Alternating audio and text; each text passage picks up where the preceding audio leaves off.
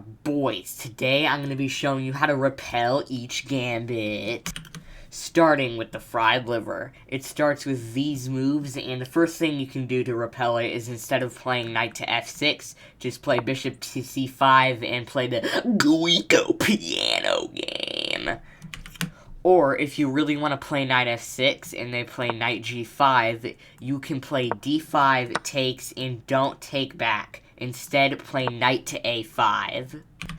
And if pretty much anything other than this happens, in which you'll play c6, takes, and then probably either the queen will come out or the bishop will come back. If they play anything else, though, then you will play h6. You could also, if you're of a low elo, do the daring Panziani Steinitz gambit. The only good move against this is bishop takes f7, and then you're pretty much just down a pawn and have lost your right to castle. But if they instead take the knight with their knight, you have this classic center fork trick, and it's minus 0.6. And if they play knight takes f7, play queen to h4, threatening checkmate. If they play queen to e2, then you will play knight d4, attacking the queen. The only good move for them is g3, and after takes, back here, takes, it is it's equal. Well, a little bit actually in your favor. And if they play queen back to f1, you will play knight takes c2 check, knight takes a1.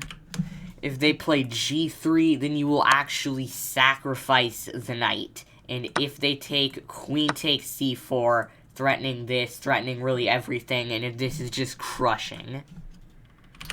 You can also try playing the Traxler counterattack in this position, but you will need to know a lot of theory in which I won't be disclosing in this video. Now, I am going to tell you how to repel the England gambit.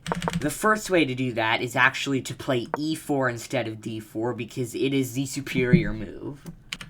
But if you need to play d4 and you face this, then you can take, then of course, knight to c6. And in this position, instead of playing the bishop to f4, instead play bishop to g5. And after f6, e takes f6, knight takes f6, you're equal, and then, you're equal in development and just up a pawn, and it's plus 1.5. But if you need to play bishop to f4 and face this check, play bishop to d2, as it is the best move. And when you face queen takes b2, do not play this. Just play knight c3, and it's plus 2, and it's good. You know, just don't mess this up. And next, you will learn how to face the Blackbeard chilling gambit after the Italian game.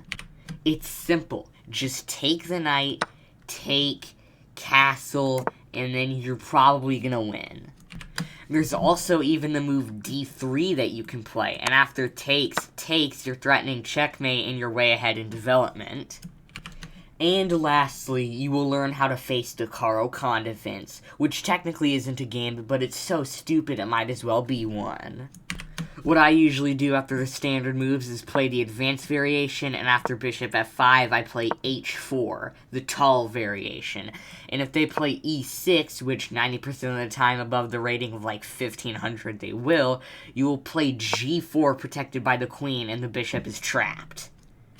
You can also play the classical caro-kann with knight c3, takes, and if the move knight to f6 is played, you can even play queen e2, and if they think, well, I don't want them to take my knight because then I'd have to take with this and play knight to d7, you can get an easy checkmate in 6. There's also this tricky line with knight to f3 here, and after d5 you play d3, and after takes, knight to g5, takes, bishop to d3. If they play h6, kicking out your knight, now you can play knight takes f7, king takes f7, and then bishop takes, or wait, hold on a minute. You actually have mate in 6 here with queen h5, wait, hold on. With queen h5 check, king f6, queen g6 check, king e5, bishop f4 check, king d4, queen e4 check, queen c5, queen c4 check, king b6, and queen b4 checkmate. If they instead, though, here play knight to f6, then you can sacrifice the knight here. If they take, then you will sacrifice the bishop on g6, and when they take, you take the queen. I would advise you to be careful, though, here, because if they play e6 and you take, now they have bishop to b4 check, block, and then they take your queen. Actually, c3 is the best move here, but it doesn't matter because he shouldn't be taking this bishop if they move the e-pawn.